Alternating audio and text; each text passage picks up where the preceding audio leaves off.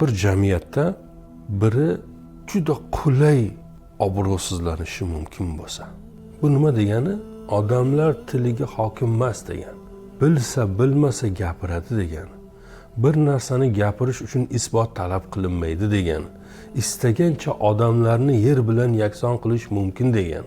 Bir odamni qulay obro'sizlanishi mumkin bo'lgan bir jamiyatda ko'chada qoladiganlarni ham, kimsasiz qoladiganlarni ham, noto'g'ri yo'llarga ketadiganlarni ham, jinoyat qiladiganlarni ham, fahsh qiladiganlarni ham soni ortib boraveradi. Odamlar boshqalar haqida fikr bildirishga ehtiyot bo'lmas ekan, izzillab ko'chada qolib ketgan taqdirlar ko'paygandan ko'payaveradi. Nikohsiz tug'ilgan farzandlar ham ko'paygandan ko'payaveradi. Shuning uchun chegarasi axloq bo'lgan bir ekosistem bo'lish kerak. Hatto Abduqayyum aybdor bo'lganda ham men uni aybini o qadar bir axloq bilan aytamanki, Abduqayyum bundan ranjimaslik kerak. Balki kelib menga rahmat aytish kerak. Aka rahmat. Shuni tushunmadim, siz tushuntirdingiz deyish kerak. Sen kimsan? Qayerdan bunday odobsizlikni o'rganding? Sen o'zi deb ohang qayerda? Uka bu yoqqa keling. Men yoshligimda mana shunaqa bitta xato qilgan. Keyin uning jazosini men bu yilda ko'rdim. Men sizda yo'q bu narsa bilaman. Ammo yoshsiz, qoningiz qaynab turibdi.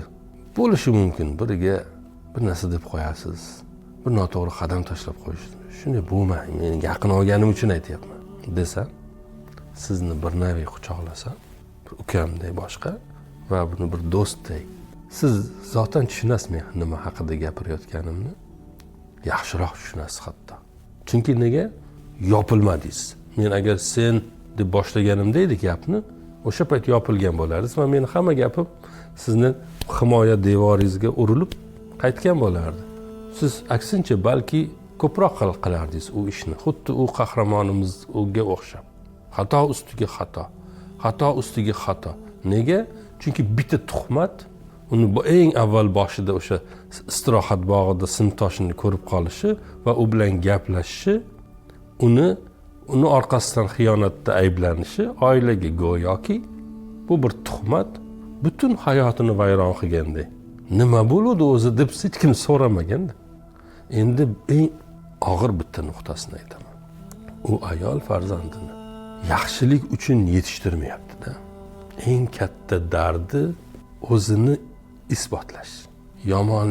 Yomon emasligini, u xiyonatda ayblangan odam emasligini, unaqa darajadagi odam emasligini, normal bir ona bo'lishi mumkinligini, mana bo'la olganini, o'zi o'qimasa ham farzandini o'qita olganligini, xiyonatlarga, aldovlarga, yolg'onlarga, tuhmatlarga qaramasdan buni uddalay olishini isbotlash uchun bu harakatni qilyapti. Ya'ni uni harakatlantirayotgan omil negativ omil, badbin omil. Bir o'g'il otasiga bir narsani isbotlash uchun bir darajaga erishishi mumkin. Ammo o'sha darajaga erishgan kuni baxtli bo'ladimi degan masalada tortishuv bor, baxtli bo'la olmaydi. Chunki uni harakatlantiruvchi omil pozitiv emas, negativ. Natijaga erishgandan keyin bo'm-bo'shib qoladi hayot. Hech narsa qolmaydi. Endi yana unga bir negativ kerak uni harakatlantirish uchun. Agar bu normalarda odam yoki jamiyat yo oila harakat qilayotgan bo'lsa, yaxshilikka olib kelmaydi. Bizni dardimiz kimdandir o'zish, kimgadir nimadir isbotlash, nimanidir ko'rsatib qo'yish bo'lmasligi kerak.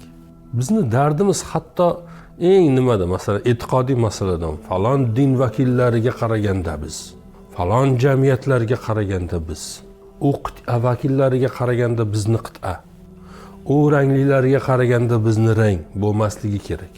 Biz Robbimiz bizga aytgan nuqtalarni eng mukammal, eng go'zal, eng sof, eng yarashadigan qilishim kerak.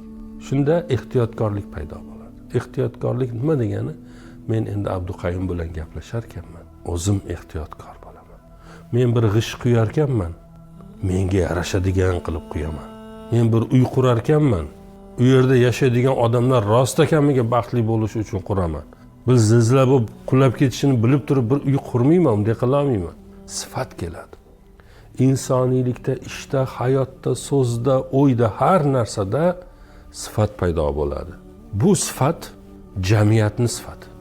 Endi hatto u Nigoraga o'xshab hayoti unday yo'llarga tushganini ham asrab, quchoqlab, saqlab qola oladigan sifat bu. Uni nafratlanib kimgadir nimadir isbotlash uchun farzandini tarbiyalashi va uni tarbiyalash uchun, uni o'qitish uchun o'zi ne kuylarga tushishi shart bo'lmaydi. Uni darhol quchoqlaydigan, himoya qiladigan, muammolarni yechadigan, suyanadigan bir jamiyati bo'ladi. Uni tuflab tashlagan jamiyat haqida gapirmayapman.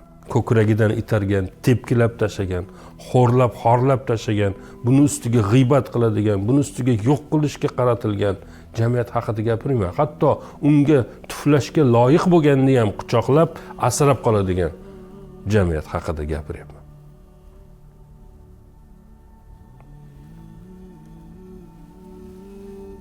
Lekin bilasizmi, bizda bo'lyapti deb o'ylayman bu. Bizning jamiyatimiz shunday bo'lyapti. Biz buni ko'rdik. Bitta ikkita nuqtalar bor edi, muammo, masalan pandemiyada ko'rdik. Muammo bo'lganda qanday darhol jamlanib muammoni yechishga ozgina narsalar bor. Bitta ikkita tuzatilish kerak bo'lgan. Inshaalloh uni ham tuzatamiz. Bular bir eslatma, bu bir tanqid emas. Biz ko'kragidan itaryapmiz. Bunaqalar har doim bo'lgan. Ammo biz deyapmanki, uni yana tepkilamaylik. Yiqilishiga yordam bermaylik. Dardimiz uni qutqarish bo'lsin. Ya'ni kim bo'lishidan qat'iy nazar. Yana aytaman, kim bo'lishidan qat'iy nazar. Bizga yoqadi, yoqmaydi. Rangi, irqi, dini, jinsi, millatidan qat'iy nazar. Shu bizga yarashadi. Musulmonlarga shu yarashadi. Va musulmonlar buni qila oladi. Va musulmonlar bunga buyuriladi.